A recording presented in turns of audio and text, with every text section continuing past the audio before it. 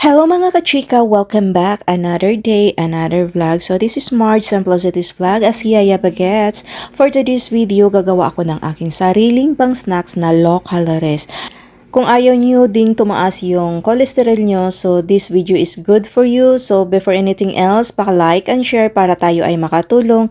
At kung ikaw ay bago sa aking channel, please don't forget to subscribe at i-click ang bell button para ikay ma-update sa aking mga upcoming videos. So sundan nyo na lang ako guys sa aking recipe for today's video. Gagawa tayo ng banana oat bread with low calories. Okay, thank you for watching guys and God bless you all.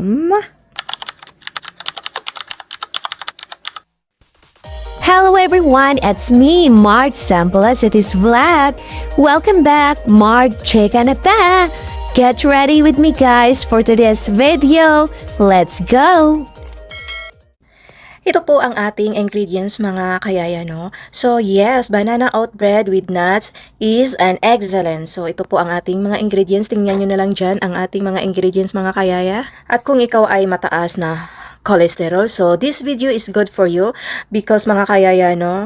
So I'm managing my cholesterol. Kasi sabi ng doktor, gusto niya ipababa yung aking bad cholesterol. So, medyo mataas yung ating bad cholesterol. Pero hindi naman siya masyadong nag-warning to boundary. So, sabi ng doktor, iwasan lang para hindi mag-warning tayo sa ating high cholesterol. So, ayan mga kakayaya, kung mayroon tayong pag-asa na gawin natin, so why not? So, ayan, gumagawa ko ng aking sariling banana oat bread. So, binibilang ko talaga yung mga calories nito. Mababa lang po ang calories nito mga kayaya, no?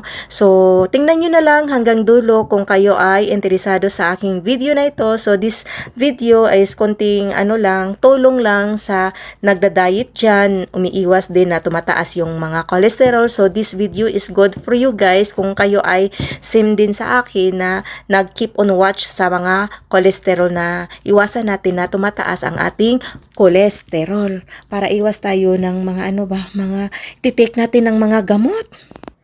So, while I'm taking voice over her guys, so tingnan nyo na lang dyan ang mga measurement ng aking ginagamit because every ingredients, every recipe, so I use measuring cup or teaspoon based in my video.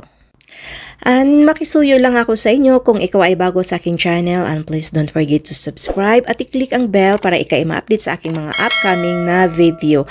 At kung ikaw ay luma na lang at paki-like na lang and share para makatulong tayo sa iba nating mga kaibigan na gusto din na concern sa kanilang mga cholesterol. And thank you for watching guys. God bless you all. So, yes mga kayaya, banana oat bread with nut is an excellent choice for your managing high cholesterol. Yes.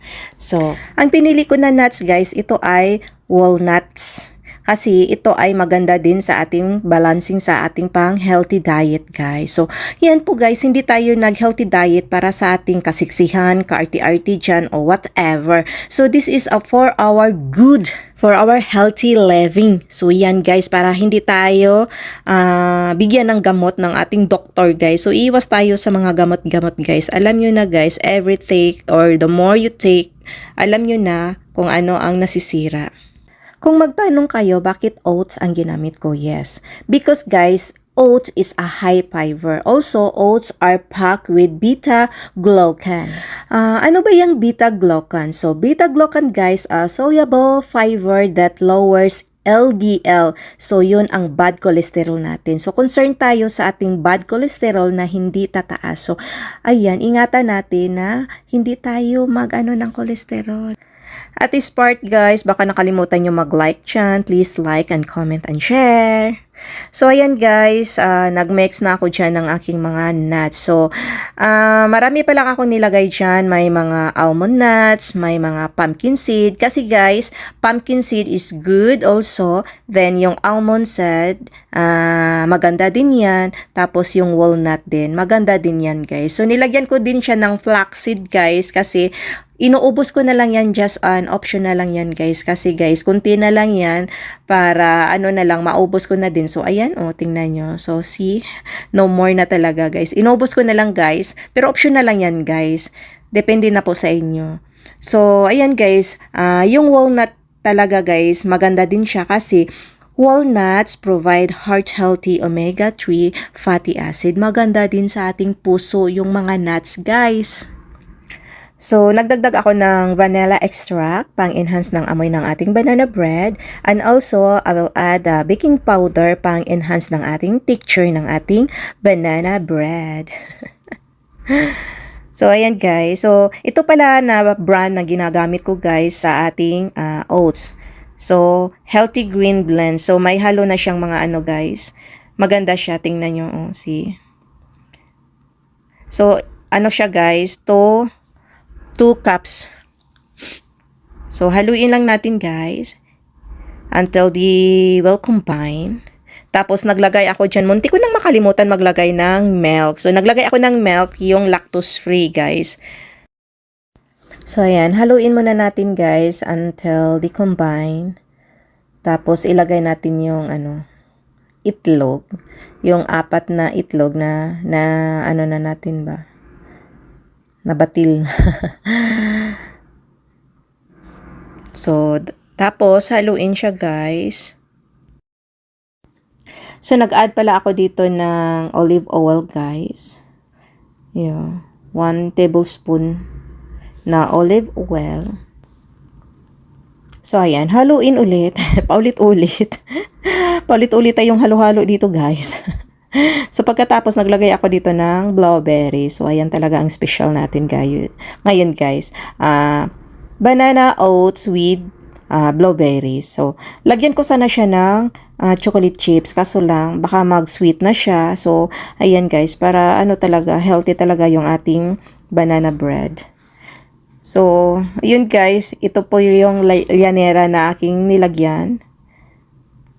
So, 2 lang po ang nagamit ko dyan. Akala ko marami yung magagawa ko. So, 2 llanera lang pala ang So, tapos nilagyan ko siya ng parchment paper. So, yung ginamit ko na parchment paper, guys, yung pang ng air fryer. Tinamad na kasi akong magkuha ng mga yung parchment paper para dyan. Para ito din, at least ba, ma-save ko. So, ayan. Tama naman din siya. Kasya naman siya sa llanera natin. So, ayan guys, nilagay ko na sa llanera ang ating banana oat bread. So, ayan guys. Oh. So, hindi ako nag-add ng sugar guys ha. Yung sweetness lang ng banana ang nagdala ng tamis nito guys. Kasi diba iwas tayo sa nag-ano tayo ng low cholesterol tsaka yung sa calories. So, ayan. Hindi tayo naglagay ng mga sweetness dyan. So, mga talaga, walang halong chemical. So, mga lang talaga dyan. Pure ng sweet ng banana. So, ayan guys, nag-preheat na yung oven natin. Ilagay natin siya sa 350. So, hindi pa siya nakabot ng 350. So, ayan guys, nahuli yung ating voice over. So, natapos na pala. Nilagay ko na sa oven yung ating ibibake. Tapos, 15 minutes guys. So, yan. Ang dali. Natapos ng 15 minutes. So, luto na siya guys. So, look. So, tayo guys, tingnan natin. Charan! Sus, ang bilis lang. So, ayan guys, luto na siya guys. So, see. So, pasensya na guys, sa pag-slice ko, na-slice ko yung sa banda na may walnut tang. Tingnan nyo. Nahirapan tuloy ako sa pag-slice. So, ayan guys. Never mind na lang yung kagandahan ng ating pag-slice kasi kakainin naman natin dyan. So, see. Ang ganda guys. Tingnan nyo guys, oh.